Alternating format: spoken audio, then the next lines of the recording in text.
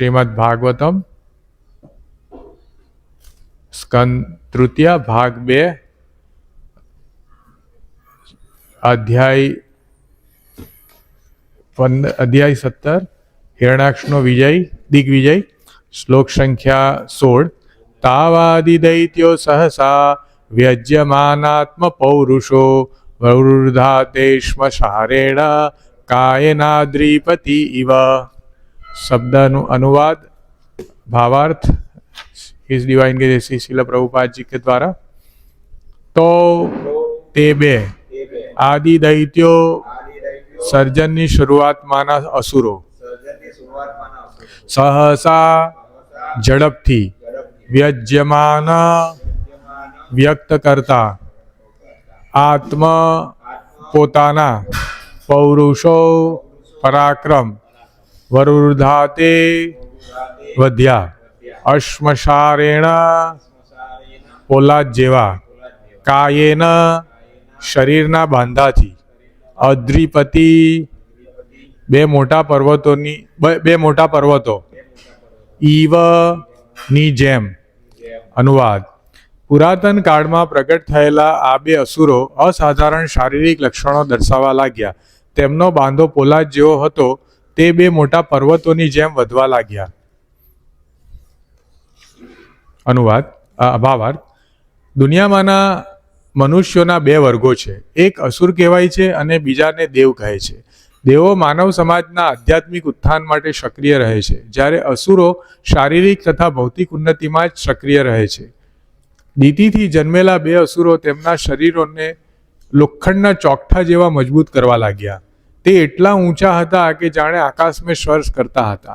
तेओ बहुमूल्य अलंकारोथी विभूषित हता अने आज जीवननी सफलता छे एम तेमने लागतुं हतुं। पहेलेथी ज एवी योजना थई हती के वैकुंठना द्वारपाळो जय तथा विजय आ भौतिक जगतमां जन्मे अने त्यां मुनिओना शापथी भगवाननी उपर सदा क्रुद्ध रहेवानो भाग भजवे। आसुरी मनुष्यो तरीके तेओ एवा तो क्रुद्ध थया के भगवानमां तेमने कोई ज रस रह्यो नहीं, पण शारीरिक सुख सगवड अने प्रगतिमां ज रस लेवा लाग्या। ओम अज्ञानतिमिरान्धस्य ज्ञानाञ्जन शलाकया चक्षुरुन्मिलितं येन तस्मै श्री गुरुवे नमः। नमो विष्णुपादाय कृष्णप्रेष्ठाय भूतले श्रीमते भक्ति विकास स्वामिनिति नामिनि। नमो ओम विष्णुपादाय कृष्णप्रेष्ठाय भूतले श्रीमते भक्ति वेदांत स्वामिनिति नामिनि। नमस्ते सारस्वते देवै गौरवाणी प्रचारिणी निर्विशेष शून्यवादी पाश्चात्य देश तारिणी। जय श्री कृष्ण चैतन्य प्रभु नित्यानंद श्री अद्वैत गदाधर श्रीवासादि गौर भक्त वृंद। हरे कृष्णा कृष्णा कृष्णा हरे हरे, हरे राम राम राम हरे हरे। तो आज बहुत सुंदर वर्णन है कलियुग में जेवी रीते असुरो ने देवो वच्चे केवी रीते आपणे भेद करी शकीए छीए। तो અહીં આપણે જોઈએ છીએ કે ભગવાનની યોજનાથી મુનિઓનો શ્રાપ મળ્યો જય વિજય અને જય વિજય હિરણ્યાક્ષ અને હિરણ્યકશિપુ તરીકે એમને પૃથ્વી પર જન્મ લીધો। એમનું મૂળ કાર્ય જે હતું કે ભગવાનથી દ્વેષ કરે, ભગવાન પર ક્રુદ્ધ થાય, જેથી કરીને ભગવાનને વીર રસ માણવાનો મોકો મળે અને આ કારણથી જ એમનો ભૌતિક જગતમાં જન્મ થાય છે। तो श्रील प्रभुपादजी सुंदर रीते लखे छे कि दुनिया में मनुष्यना बे वर्गो आम जोवा मळे छे, एक असुर कहेवाय छे अने बीजाने देव कहेवाय छे। तो અહીં આપણે જોયું છે કે તાવાદી દૈત્યો સહસા વ્યજ્યમાનાત્મ પૌરુષ।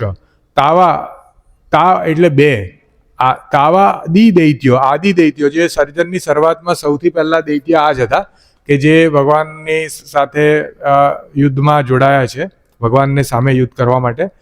सहसा व्यजनात्म पौरुषो, सहसा એટલે બહુ ઝડપથી વધવા માંડ્યા એમનો જે કદ છે અને વ્યવૃધાતે સ્મશારેણ, વ્યવૃધાતે એટલે વધુ અને અશ્મસારણ એટલે સારણ પોલાદ જેવા। કોણ? આ બંને અસુરો અને એમનું શરીર જે છે એ કાયના દ્વિપતિ ઇવ, કાયા એટલે શરીર, દ્વિપતિ એટલે બે પર્વત, મોટા પર્વતો, અદ્રિપતિ ઇવ એની જેમ। એટલે આ બંને જે અસુરો હતા તેમનો શરીરનો એકદમ જ વધવા માંડ્યું, કારણ કે ભગવાન સામે જો લડવું હોય તો એવું શરીર જોઈએ પોલાદ જેવું। તો આમાં ખરેખર સમોવડિયા, આમ તો ભગવાનને સમોવડિયા કોઈ નથી, પણ એક પ્રકારે ભગવાન એવી પ્રતિકૃતિ સર્જે છે કે જે એમના સમોવડિયા લાગે આપણને. એટલે પોલા જેવું કઠણ શરીર, પર્વત જેવું એકદમ મોટું શરીર, અને એમનું જે વૃદ્ધિ છે એ સામાન્ય વૃદ્ધિ નહોતી. એટલે આગળ પણ આવે છે શ્લોકમાં કે એમની વૃદ્ધિ એટલી બધી હતી કે સૂર્ય ઢંકાઈ જતો હતો, એમ કોઈ જોઈ તો સૂર્ય પણ દેખાય નહીં. અને એમનું જે મુગટ છે તે જાણે આપણે કોઈ જોઈએ ને તો આપણે લાગે કે આકાશને સ્પર્શે છે, એટલા મોટા. એટલે આવું વર્ણન કર્યું છે વ્યાસદેવે કે એમનું જે કદ અને કાઠી જે છે એ આપણને ખબર પડે કે આ કોઈ સામાન્ય જીવ નહોતા, ભગવાનના પાર્ષદ જ આવું કરી શકે. અને મોટા શરીરવાળા થઈ ગયા થોડા સમયમાં જ, બહુ ઝડપથી. અને શરીર કેટલું બળવાન કે લોખંડના ચોકઠા જેવું મજબૂત. ઉપરાંત શિલા પ્રભુપાદ લખે છે કે આગળ આવશે એમનો જે કંદોરો બાંધ્યો હોય, એમણે બધા ઘરેણાં પહેર્યા હોય, મુકટ પહેર્યું હોય, એ બધું આગળ શ્લોકમાં આવશે. પરંતુ અહીં શિલા પ્રભુજી લખે છે કે એમનો જે મુખ્ય બહુમૂલ્ય અલંકારોથી વિભૂષિત હતા અને એમને જ પોતાની જીવનની સફળતા માનતા હતા. તો આપણે જોઈએ છે કે સોનામાં લોકોનો બહુ જીવ હોય. સોનું અત્યારે પણ જો સોનાનો ભાવ વધી ગયો તો હા, તો હું જેમ કહેતો હતો એ પ્રમાણે કે આ જે અસુરો હતા એમની મુખ્ય શિલા પ્રભુજી દર્શાવે છે ભાવાર્થમાં કે અલંકારોથી વિભૂષિત હતા. અને એ અસુરોની બુદ્ધિ ભગવાને એમને જે ભાગ ભજવવાનો હતો તો એ માટે એમની બુદ્ધિ એવી કરી નાખી ભગવાને કે એમને માત્ર ને માત્ર જીવનની સફળતા એમાં જ લાગે કે જે એને ભૌતિક વસ્તુઓ મળી હોય. દાખલા તરીકે એમણે જે અલંકારો પહેર્યા હતા તો એવું વિચારતા હતા કે આનાથી હું બહુ મહાન થઈ ગયો એમ, એટલે એમને લાગે કે હું સફળ થયો. તો આજે આપણે જોઈએ છે કે સામાન્ય જીવોનું જે માપદંડ પણ આવું જ હોય કે કોઈની પાસે બહુ મોટી ગાડી હોય, મોંઘામાંની કરોડ રૂપિયાની ગાડી હોય, કોઈએ બહુ સુંદર એટલે કહેવાય ને કે બહુ મોંઘી ઘડિયાળ પહેરી હોય. આજકાલ તો ઘડિયાળ પણ કરોડોની મળે છે. તો એવી રીતે કોઈએ બહુ કરોડોની ઘડિયાળ પહેરી હોય, પછી એવી ચશ્માની ફ્રેમ પણ બધા કહે છે કે 80-90 હજારની લાખની આવે. તો આ રીતે માપદંડ બદલાઈ ગયા છે કે જેને બહુ પોતાના શરીરને ખૂબ જ મોંઘા એટલે એ પ્રમાણે એમને અલંકારો હતા. આજના અલંકારો અલગ છે. તો કહેવાનો ભાવાર્થ એ છે કે ખાલી એનું રૂપ બદલાયું છે, પરંતુ જે વૃત્તિ છે તે એની એ જ છે કે એનાથી માપદંડ મળે છે. આજે સ્વભાવ કોઈનો સેવાભાવી છે, ભગવાન પ્રત્યે સેવા કરે છે, સુકૃતિવાન છે, અથવા તો એનામાં સત્વગુણ વધારે છે, એવી કોઈ જોશે નહીં વૃત્તિ. આજે મુખ્યત્વે બધાને બાહ્ય રીતે લોકોને જુએ છે લોકો, અને એ રીતે આ પણ અસુરી વૃત્તિ છે. એટલે કહેવાનો ભાવાર્થ એ છે કે આ જે જય વિજય હતા એમણે બહુ બધા અલંકારો પહેર્યા હતા, અને આગલા શ્લોકમાં એનું આવે છે વર્ણન. તો એ આ જે અલંકારો છે એને જે પોતાનું કહેવાય ને કે એને એવું લાગ્યું કે મારું જીવન આમાં જ છે અને આ સફળતા છે. પરંતુ પહેલેથી જ એવી યોજના થઈ હતી કે વૈકુંઠના દ્વારપાળો જય વિજય આ ભૌતિક જગતમાં જન્મે અને મુનિઓના શાપથી ભગવાનની ઉપર સદા ક્રુદ્ધ રહેવાનો ભાગ ભજવે. તો આપણે આ જોવું જોઈએ કે આ એક દ્રષ્ટાંત છે કે અસુર કોને કહેવાય. તો આ તો જય વિજય તો પોતે ભગવાનના પાર્ષદ હતા, પણ ભગવાને આસુરી વૃત્તિનો એક ભાવ પ્રગટ કરવા માટે કે લેખથી સામાન્ય જીવ સમજી શકે. તો આમાં કેવો એમનો ભાવ હતો કે હંમેશા એ ભગવાન પર ક્રુદ્ધ રહેતા હતા અને એમને ભગવાનમાં કોઈ જ રસ રહ્યો નહીં. માત્ર ને માત્ર એમનો રસ શારીરિક સુખ સગવડની અને ભૌતિક પ્રગતિમાં જ રહ્યો. તો આ દ્રષ્ટાંતથી આપણે સમજવામાં આવે કે જો આપણું જીવન માત્ર ને માત્ર આપણે એમ લાગે કે મારે ભૌતિક સુખ સગવડ વધારવી છે અને જીવનનો મહામૂલ્યો સમય માત્ર ને માત્ર ભૌતિક સુખ સગવડ વધારવામાં જો આપણે આપી દઈએ તો એ આપણી અસુરી વૃત્તિ છે. અને આપણું સુખ સગવડ વધારવા માટેને આપણે જેટલું જીવન જરૂરિયાત માટે જરૂરી છે, ભગવાને જે આપણે ભગવદ્ ગીતાના માધ્યમથી કહ્યું છે કે બહુ વધારે ખાનાર, બહુ ઓછું ખાનાર બંને રાક્ષસ પ્રકૃતિના છે. તો આપણને બધી વસ્તુ મધ્યમ માર્ગ જે કહેવાય ને, બુદ્ધ ભગવાને પણ કીધું મધ્યમ માર્ગ. તો આપણે બધી વ્યવસ્થા એ રીતે રાખવાની છે કે આપણા દેહને આત્મા બંને જોડાયેલા રહે. બાકી એ સિવાય જે અલગ અલગ આપણી શારીરિક ભૌતિક જરૂરિયાતો છે એને ધીરે ધીરે ક્રમશઃ પ્રેક્ટિસ કરીને ઘટાડવાનો ટ્રાય કરવો જોઈએ. તો એનો શું ફાયદો થશે કે આપણું વધારે ને વધારે સમય ભગવાનની સેવામાં આપણો જશે. નહીં તો શું થશે કે આ ભૌતિક પ્રકૃતિ એવી છે કે આપણે કોઈ વસ્તુ લઈશું કે આજે મને લાગે છે કે ચાલો મને મારી પાસે 2 બેડરૂમનો હોલ 2 બેડરૂમ હોલ કિચન છે, મારે 3 બેડરૂમ જોઈએ છે, તો 3 બેડરૂમ બી નાનો લાગશે. પછી એમ થશે થોડા વખત પછી પૈસા વધારે કમાવું તો હું 4 બેડરૂમ લઉં. એટલે આ રીતે આખું જીવન આપણું જે છે એ ભૌતિક વ્યવસ્થાઓ કરવામાં અને શરીરને સજાવવામાં, સમાજમાં આપણે સારો દેખાડો કરવામાં વીતી જાય છે. તો શીલ પ્રભુપાદજીએ ઘણા બધા આના પર તાત્પર્ય અને લેક્ચર આપ્યા છે. તો શીલ પ્રભુપાદજીએ બાઇબલ ધર્મગ્રંથ પર એના બાઇબલના અધ્યાય 2 અને 13 નંબરના જે એના વ્યાખ્યાન આપ્યું છે ન્યુયોર્કમાં 11 માર્ચ 1960માં. એમણે કહ્યું છે કે देव का अर्थ ये है वे मनुष्य को परमेश्वर से देव का अर्थ है वे मनुष्य को परमेश्वर से जुड़े हुए हैं. देव का अर्थ है वे मनुष्य, हाँ देवी मनुष्य कौन है? देवी मनुष्य ये है, देव प्रकृति वाले मनुष्य ये है जो परमेश्वर से जुड़े हैं. उनका जीवन परम सत्य की प्राप्ति के लिए समर्पित रहता है, उन्हें देव कहा जाता है. जैसे उच्च लोकों में भी जीव जंतु रहते हैं, उन्हें देवता कहा जाता है क्योंकि उनका आनंद हमसे कहीं अधिक होता है, लेकिन वे सब कुछ परमेश्वर के संबंध में करते हैं, इसलिए उन्हें देवता कहा जाता है. देवता का अर्थ है देव और असुर, असुर का अर्थ है उसके ठीक विपरीत. वे केवल इंद्रिय सुख के लिए ही जीवन व्यतीत करते हैं, बस इतना ही. इसलिए तो इंद्रिय सुख में रुचि रखते हैं उन्हें असुर कहा जाता है, और जो अनंत आध्यात्मिक सुख में रुचि रखते हैं उसे देवता कहा जाता है. देवता और असुर का अर्थ यह नहीं है कि असुर बदसूरत होते हैं और देवता बहुत सुंदर होते हैं. बदसूरत व्यक्ति भी देवता बन सकता है या सुंदर व्यक्ति भी असुर कहला सकता है. यह उनकी मानसिकता पर निर्भर है, क्योंकि अंततः आत्मा तो पवित्र है. अतः यह अप्राकृतिक जीवन की व्यवस्था में होता है. केवल भौतिक इंद्रियों का सुख भोगना चाहते हैं तो वह असुर बन जाता है. अतः असुर को देवता में परिवर्तित किया जा सकता है, इसमें कोई बाधा नहीं है. तो શીલ પ્રભુપાદજી કહે છે કે કોઈ પણ ધર્મ હોય કે કોઈ બીજા ધર્મનો પણ વ્યક્તિ હોય, હિન્દુ ના હોય, સનાતન ધર્મી ના હોય, તો પણ એનો મૂળ કાર્ય શું છે કે એનામાં દેવતા જેવા ગુણ ક્યારે પ્રગટ થશે અથવા તો ક્યારે આપણે એને દેવતા કહીશું એ મનુષ્યને કે જ્યારે એ પોતાની ઇન્દ્રિય તૃપ્તિનો ત્યાગ કરીને પરમ સત્યની ખોજમાં પોતે પોતાનું જીવન, ભલે ક્રિશ્ચન હોય, મુસલમાન હોય કે સનાતન ધર્મનો હોય કે હિન્દુ, કે એને હંમેશા એવું વિચારવું જોઈએ કે આ મનુષ્ય જીવન મને હાયર ડાયમેન્શનને એટલે પરમ સત્યને શોધવા માટે અપાયું છે. કારણ કે પ્રાણીઓ એ નહીં કરી શકશે. પ્રાણીઓ પરમ સત્ય કોણ છે એવી જિજ્ઞાસા નહીં કરી શકશે.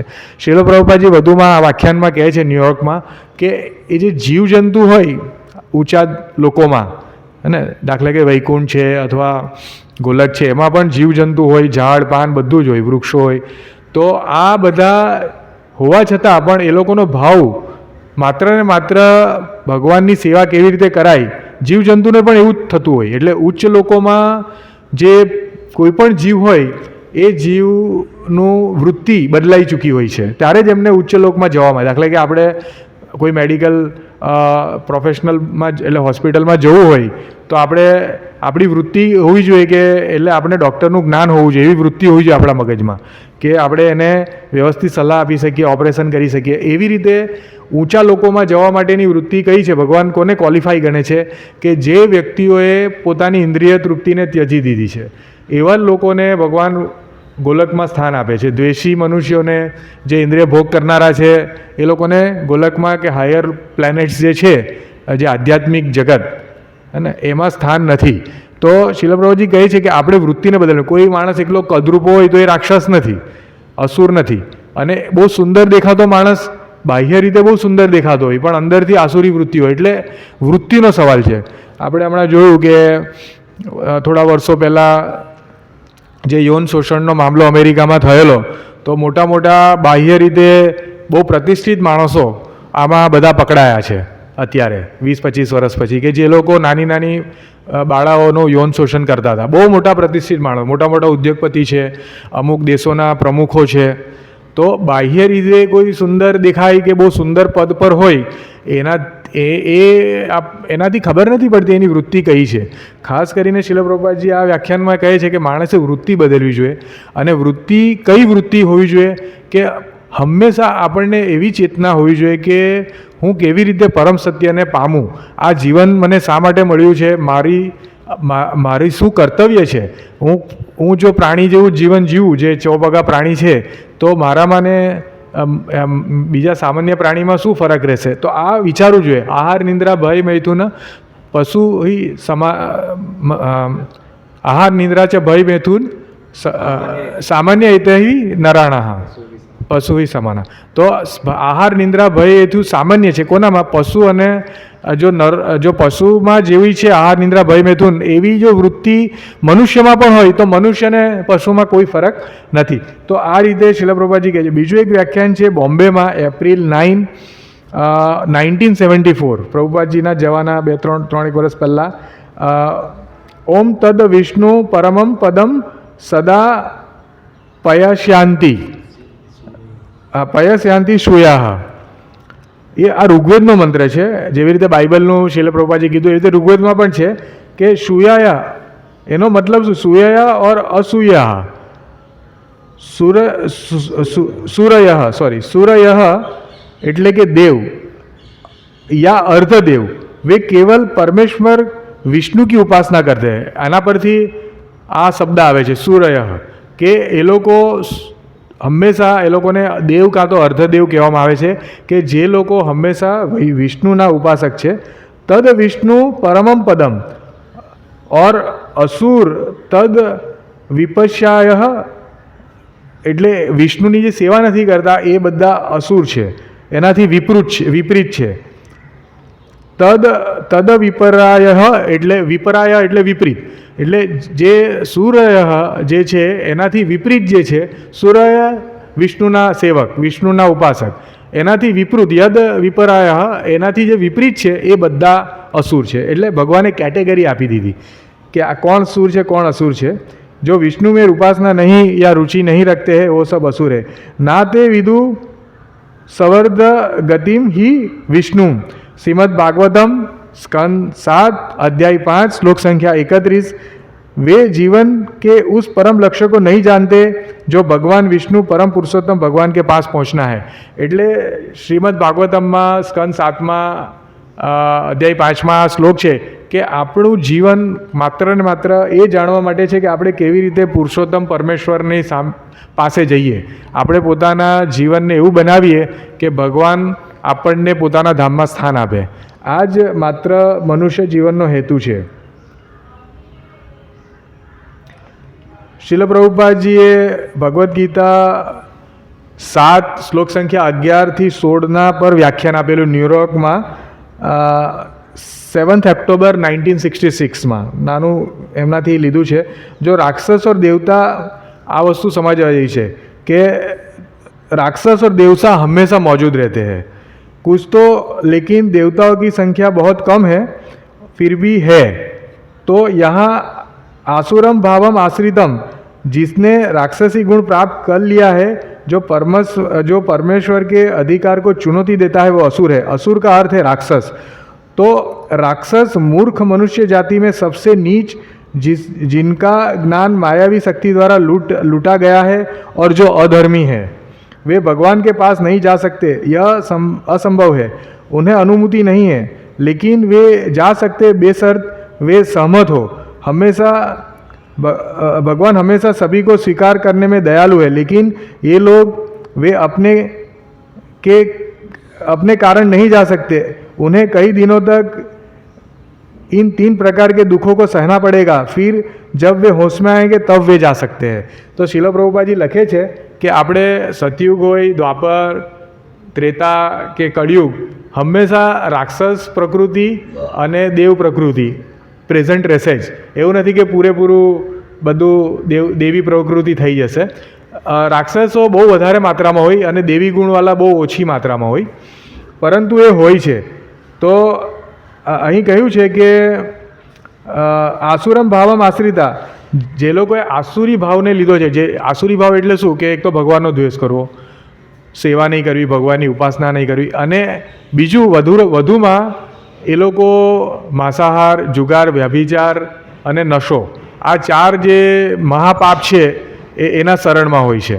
એટલે કહેવાનો ભાવાર્થ એ છે કે એ લોકોની વૃત્તિ ક્યારેય ભગવાનના શરણમાં જવાની હોતી નથી. તો આ બધા આસુરી છે. અને આ લોકોને મનુષ્ય જાતિમાં જે લોકો આવું કરે છે, માંસાહાર, વ્યભિચાર, જુગાર, નશો કરે છે, એ મનુષ્ય જાતિ આમ તો નિમ્ન છે જ, પરંતુ જે આવી વૃત્તિવાળા મનુષ્ય છે એ વધુ નિમ્ન છે, એ નીચ કીધા છે શ્રીલ પ્રભુપાદજી, કે આપણે ઊંચ નીચ જે ભાવ છે એ જન્મથી નથી, આપણી વૃત્તિથી છે. આપણી કેવી વૃત્તિ છે એ આપણને આસુરી બનાવે છે. અને કેવી વૃત્તિ, દાખલા તરીકે આપણે પ્લેટ પર કોઈ જીવને ખાઈએ છીએ તો એ આસુરી વૃત્તિ છે. જેવી રીતે વાઘ, સિંહ ખાય છે, તો આજે જે જીવને લોકો ખાય છે એ આસુરી વૃત્તિ છે. એ માણસને સમજવું જોઈએ. અને આવા લોકોને શું ગેરલાભ થાય છે કે પહેલો ગેરલાભ શ્રીલ પ્રભુજી લખે છે કે ત્રિવિધ તાપમાં, આદિ દૈવિક, આદિ ભૌતિક, આદિ આત્મિક, આ બધા તાપમાં શરીરનો તાપ, જે શરીરને રોગોથી, શરીરના અંદર જે રોગ, બાહ્ય જીવથી જે તાપ મળે, કોઈ આપણને મારે કે આપણને પ્રતાડન કરે, આપણા દાખલા કે બીજા જીવ છે, મચ્છર આપણને કરડે તો મેલેરિયા થઈ જાય, બાહ્ય જીવોથી, અને ભૌતિક પ્રકૃતિ છે તે તાપ મળે. દાખલા તરીકે આપણે જોઈએ છે કે બહુ વધારે ગરમી પડવી, પોલ્યુશન થઈ જવું, એટલે કહેવાનો ભાવાર્થ કે આ પોલ્યુશન તો માનવ સર્જિત છે, પરંતુ ગરમી, હેવી ગરમી પડવી, ધરતીકંપ આવવો, પૂર આવવું, પ્રલયો બધા, જ્વાળામુખી, એ બધું આ 3 ત્રિવિધ તાપ છે. એક આપણા શરીરથી થાય છે, એક બીજા જીવોથી થાય છે, અને ત્રીજું આપણને ભૌતિક પ્રકૃતિના કારણે જે આવે છે. આ ત્રિવિધ તાપમાં આવા આસુરી વ્યક્તિઓ હંમેશા સળિયા કરે છે. એ લોકોને એટલું બધું પ્રતાડન થાય છે. ભગવાન કહે છે કે આ લોકોનો પણ ચાન્સ છે. એવું નથી કે જો આસુરી પ્રકૃતિવાળો હોય, માંસાહાર કરતો હોય, જુગાર, વ્યભિચાર કરતો હોય, તો એ ક્યારેય મારી પાસે આવી નહીં શકશે, એવું નથી. ભગવાન સંભાવ રાખે છે, પરંતુ જ્યાં સુધી એમની વૃત્તિ નહીં બદલાય ત્યાં સુધી એમને આ પ્રતાડન કરે છે, એને સજા આપે છે. જેવી રીતે કોઈ કેદી હોય, કોઈ એવો ખુખાર કેદી હોય, એની વૃત્તિ કેવી હોય કે એને જો બહાર સમાજમાં લાવે તો એ ખૂન ખરાબા જ કરે, તો એને પહેલાં જેલમાં પૂરવો પડે. ત્યાં જેલમાં એનું મગજ થોડું ઠીક થાય, પછી લાગે કે ના હવે એવું નહીં કરશે, 10 વર્ષ 15 વર્ષ સજા થાય, તો એ સુધરે અને પછી એને સમાજમાં લાવવામાં આવે. તો આ વસ્તુ શ્રીલ પ્રભુપાદજી સમજાવે છે કે ભગવાનનો કોઈ ભાવ નથી કે કોઈ પણ જીવ એના માટે સમાન છે, પરંતુ ભગવાન એવું ઈચ્છે છે કે આસુરી જીવો છે એ પહેલાં એવો ભાવ કેળવે, એવી વૃત્તિ કેળવે કે જેથી એ પોતાનું ઉન્નતિ કરી શકે, અને પછી એ ગોલક વૃંદાવનમાં કે હાયર પ્લેનેટરી જે સિસ્ટમ છે, આધ્યાત્મિક જગત, તેમાં એ પોતાનું સ્થાન મેળવી શકે. એટલે ક્વોલિફાઈ થવું પડે. એવું નથી કે ઘણા કહે છે કે ભગવાનની ઈચ્છા હશે તો થશે અમારું આત્મ સાક્ષાત્કાર, એવું નથી. દરેક જીવ ભૌતિક સુખ સગવડો પ્રાપ્ત કરવા કેવી મહેનત કરે છે, અને અથાગ મહેનત છે, જ્યારે એની સામે આધ્યાત્મિક વૃત્તિ કેળવવા માટે એટલી મહેનત નથી. કળિયુગમાં બહુ સરળ છે. ભગવાનના નામનો જપ કરવાથી આપણા બધા કલ્મશનો નાશ થાય છે. કલી કલ્મશ નાશનમ, કલીનો કલ્મશ જે છે એ બધો નાશ થશે. કેવી રીતે કે આ 16 અક્ષરનો મહામંત્ર જો લેવામાં આવશે તો આપણી વૃત્તિ બદલવાની, ચેતના બદલવાની છે. એટલે શ્રીલ પ્રભુપાદજીએ આ જે ચૈતન્ય મહાપ્રભુનું મિશન હતું કે જ્યારે દેખો તારે કહો કૃષ્ણ ઉપદેશ, ભગવાનના નામનો જપ જેટલો થાય તો જે બી જીવ છે આજુબાજુના એ બધાનું આની વૃત્તિ બદલાય, અને એનો બહુ મોટો ફાયદો થાય કે એ લોકોને ભગવાનના ધામમાં સ્થાન મળે, એ લોકોને પાછું શરીર ના લેવું પડે, ત્રિવિધ તાપમાં અહીંયા તપવું નહીં પડે. તો આ આખો સાર છે.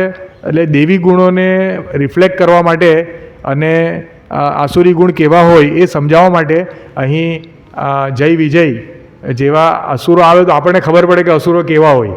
એટલે એક યોજના કરી ભગવાને કે જેથી જનમાનસ સમજી શકે કે અસુરો કેવા હોય. જે ભગવાનનું શરણ નથી લેતા, ભગવાનને દ્વેષ કરે છે, એ અસુર છે.